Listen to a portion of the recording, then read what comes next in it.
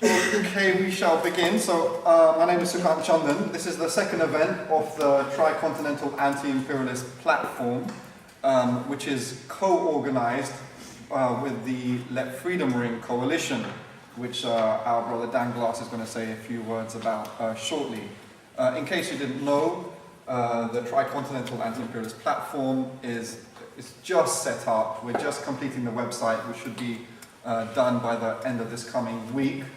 And basically, the platform is trying to fill the gap where there is obviously one. We have black organizations, we have Asian organizations in this country, but what we don't have is an organization that brings together all of the anti-imperialist diaspora from the global south on a common basis. So that is really the intention of the initiative, is to put in the hands of ourselves, i.e. those people who are directly suffering and resisting the imperialism, to actually articulate and to initiate projects and events and analysis that is relevant to our people.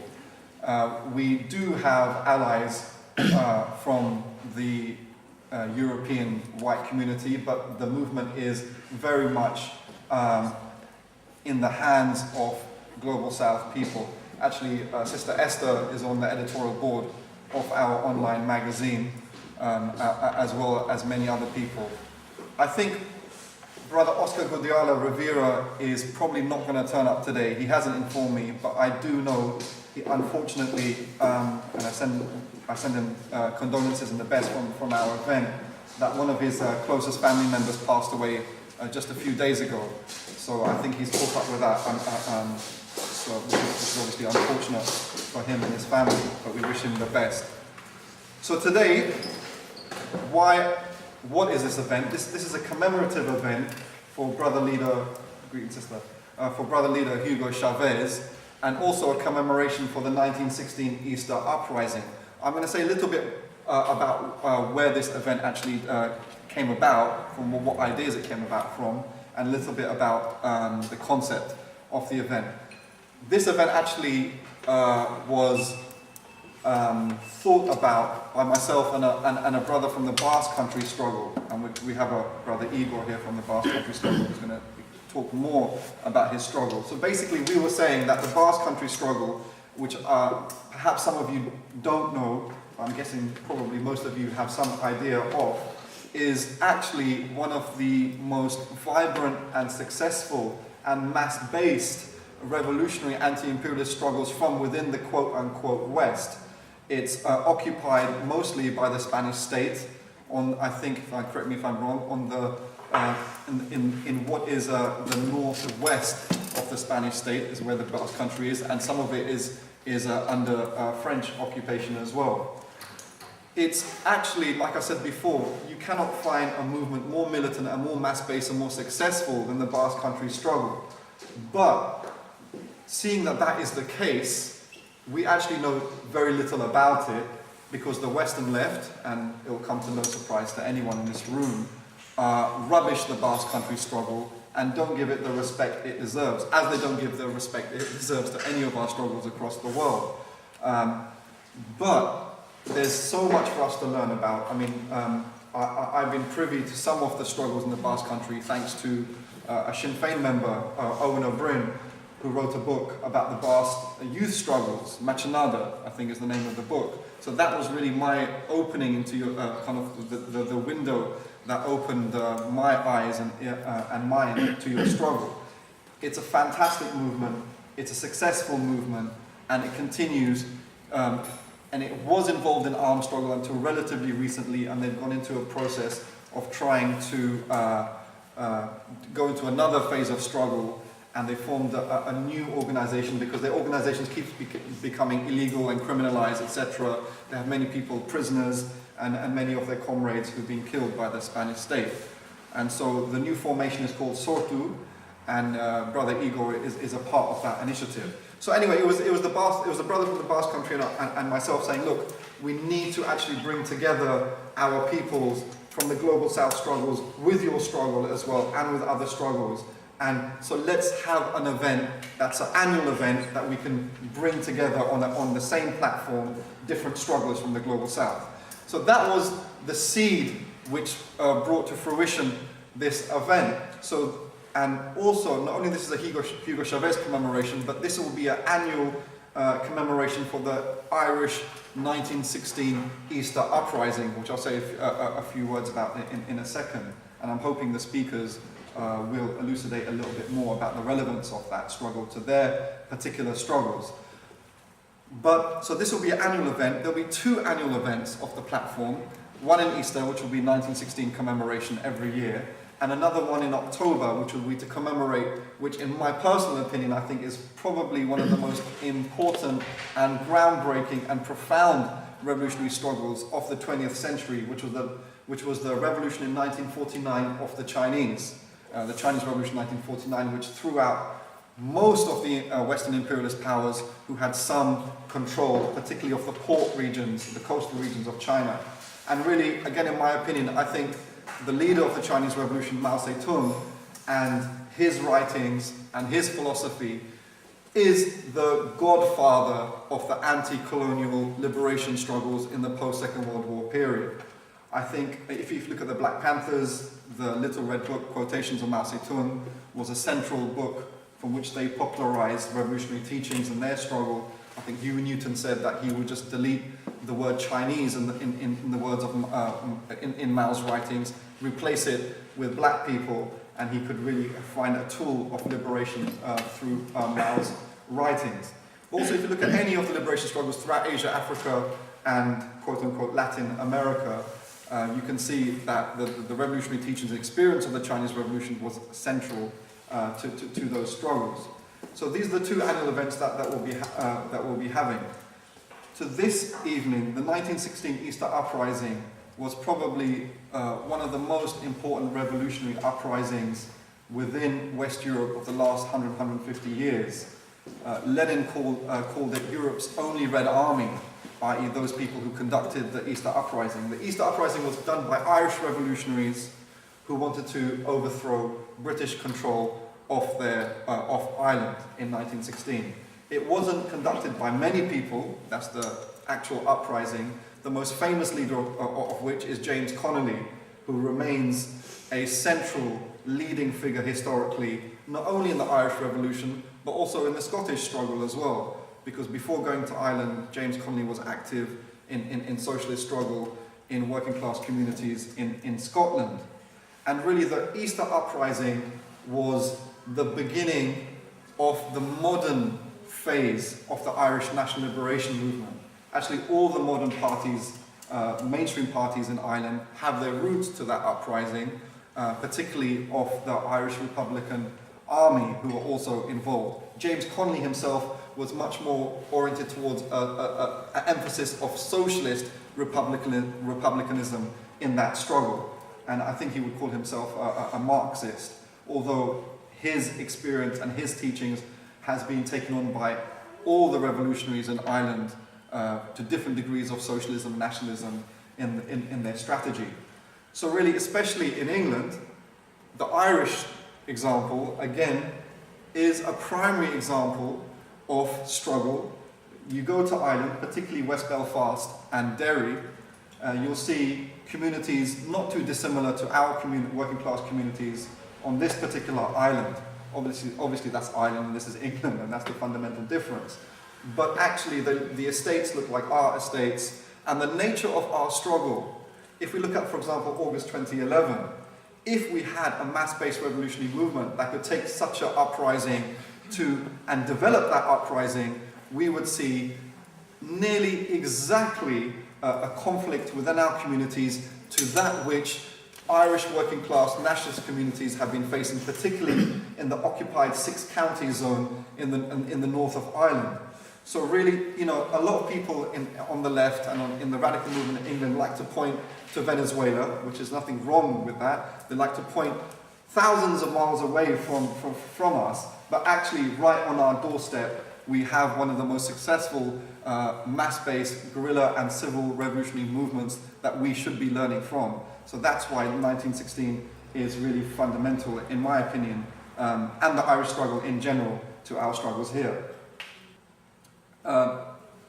His Excellency, Venezuelan Ambassador, Brother Samuel Moncada, is unable to join us this evening, although he was invited and he's got this short message of solidarity to us. He's actually in Venezuela currently, and as you probably all know, the elections are taking place tomorrow in Venezuela, so I'm just going to read this out from him. He says, "Dear friends, firstly, please accept my apologies that I cannot be here to participate in today's important event. The 13th of April is a very special day for Venezuela. It is the anniversary of the restoration of democracy in Venezuela following the defeat of the right-wing coup against President Chavez in 2002. This would not have been possible if it were not for the bravery of millions of ordinary Venezuelans who rose up and took to the streets to reject the coup and demand the return of President Chavez. The defeat of the coup was a victory for Venezuela's participatory democracy, and it sent a message loud and clear that it is for the Venezuelan people alone to decide the future of the country. Following the tragic death of President Chavez in March, the Venezuelan people once again showed their support for the Bolivarian Revolution as millions gathered in Caracas to pay their respects. The crowds chanted that President Chavez's ideas and work would live on and showed their support for Nicolas Maduro, Chavez's chosen successor, ahead of tomorrow's presidential election. I am pleased to report that Nicolas Maduro has a very strong lead in the polls and looks set to win another landslide victory. But despite Maduro's leads in the polls and Venezuela's electoral system being hailed as, quote, the best in the world by former US President Jimmy Carter, there are attempts underway to destabilize Venezuela and call the elections into question. Progressive governments all over the world will need the support and solidarity of like-minded people in the international community. And as we face these threats, your solidarity is more important than ever. Many thanks again for all your commitment and friendship to Venezuela, and I hope to see you all again soon. And I'm sure I reflect the sentiments of everyone in the room, that we send our internationalist support to Samuel Moncada and the Venezuelan people in general, in really being a leading beacon, an almanar, as they say in Arabic, of struggle to all of us across the world. But we're going to explore more of that. So I'm going to ask Dan Glass to say just a few words from the Let Freedom Ring Coalition, just a little bit about what the coalition is, who are the co-organisers. So Dan, if you don't mind. Okay, hello, I'm Dan. Thank you for coming tonight, and thank you for allowing us to say a few words at the front. So just to give a bit of information about what the Let Freedom Ring Coalition is, it's part of a delegation which is currently going in between South Africa and here. Community activists from mainly Glasgow and Manchester and London. And the programme in South Africa is born out of the anti-apartheid movement, and particularly Steve Biko's Black Consciousness movement.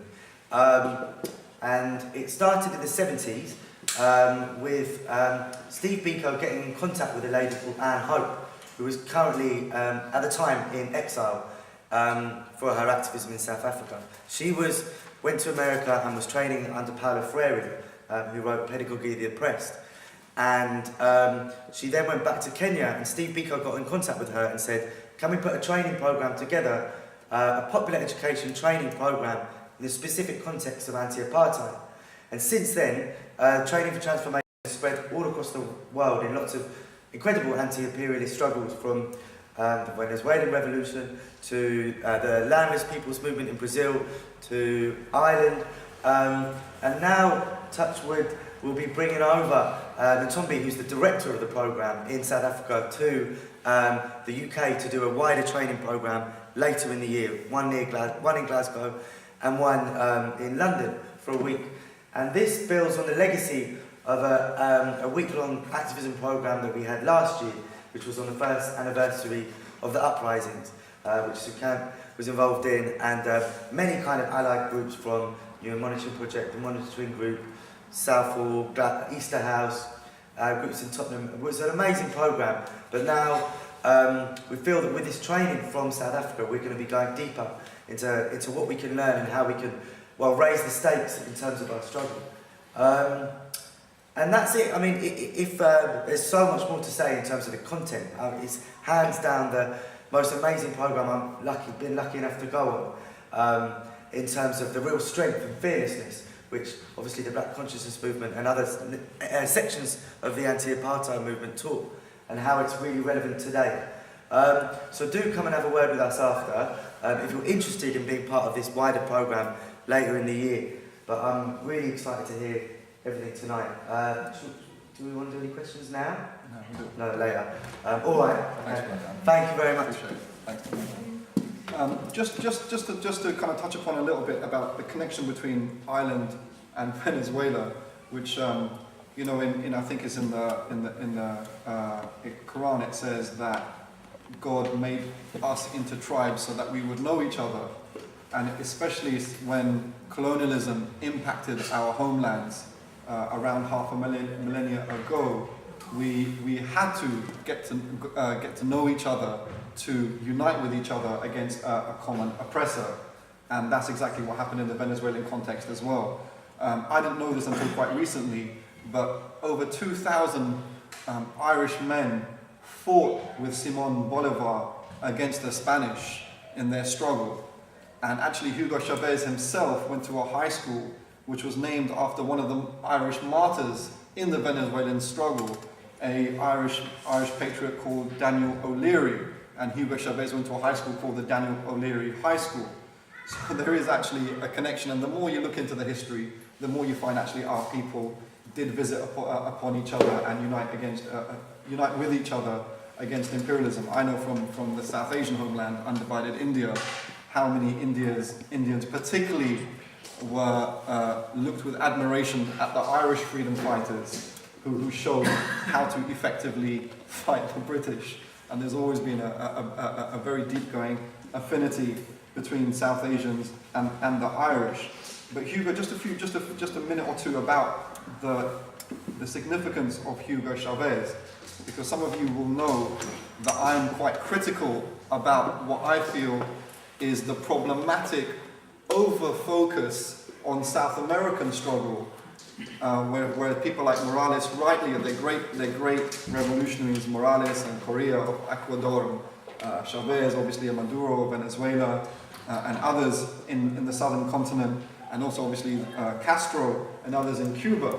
But it is strange, and it should probably make us ask questions of why leaders in South America are so favorable to the Western left in particular, whereas our leaders across Africa and Asia are comparatively and in contrast hated by the Western left. So Chavez's closest comrades, according to Chavez himself, are people like Robert Mugabe, but the Western left hate him. Are people like Muammar Gaddafi, who passed away a couple of years ago, who was lynched, actually in a NATO operation, which the Western left hate. People like Lukashenko of Belarus, even Vladimir Putin of Russia, who got the Sword of Bolivar. It's the highest national award of Venezuela. So why is it that South American leaders get much more attention than Asian or African revolutionary leaders? I think that's something that we can explore, but I think there's some obvious issues of a solidarity of Eurocentrism between the Western left and the southern continent of the Americas that has something to do with that, and their mistrust and racism, frankly, against people and revolutionaries of Asia and Africa. So there's a problematic there. But nevertheless, the southern continent of the Americas has played a vanguard role, particularly in the last 15, 20 years in the world revolutionary struggle. Why is it that South America has reached this level of struggle, whereas perhaps other regions of the world have not?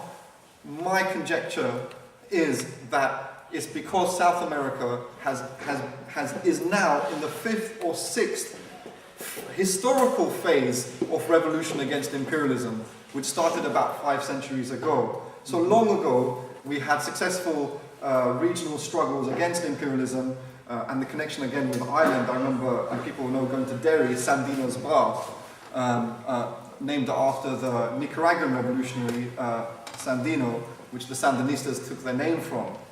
And we have there's Zapata of Mexico, and many, many others that we can go through.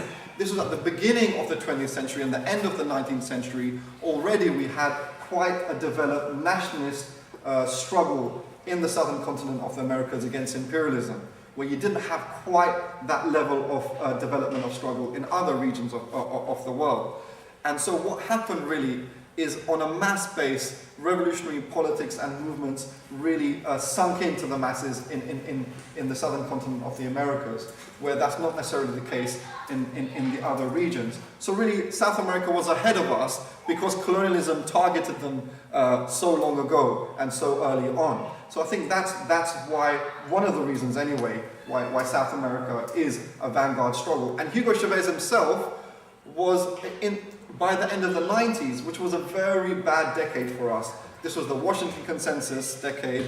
This was the decade of the New World Order, when they could crucify one of our countries, that's Iraq, without even giving any troops on the ground. So that put us into great crisis. How can we defeat an imperialism that we cannot even see, that can destroy us and totally get rid of us invisibly from the air? That was the great challenge. It was the collapse at the beginning of the 90s of the biggest support of the revolutionary movements across the world, which was the Eastern Socialist Bloc, who, for all their faults, gave us military training for free, gave us exile, gave us education, gave us everything pretty much we needed. There was some problematics, but nevertheless, our movements across the world have never received the type of help that we did from the Eastern Socialist Bloc. The 90s was a devastation decade, but Hugo Chavez, on the world political level, raised our struggle and showed us what our regions of the global South homelands can achieve.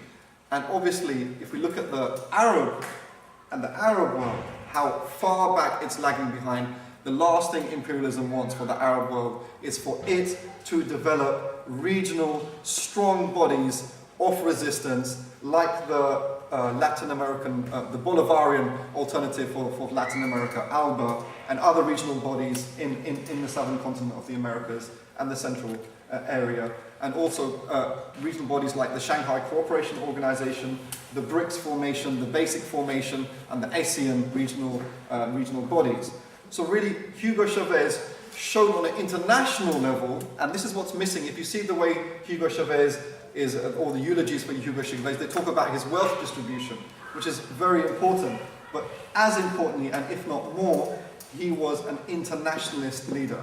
He was a leader that wanted to form concrete multilateral organizations of the global South to face imperialism. He was discussing with Gaddafi a South Atlantic treaty organization that could face NATO and other examples. So really, Hugo Chavez was a trailblazer in this fashion, and obviously we will discuss, and there's people really in the audience who could easily speak on the panel as well, so there's great minds here that will share more thoughts and exploration about the legacy of Hugo Chavez.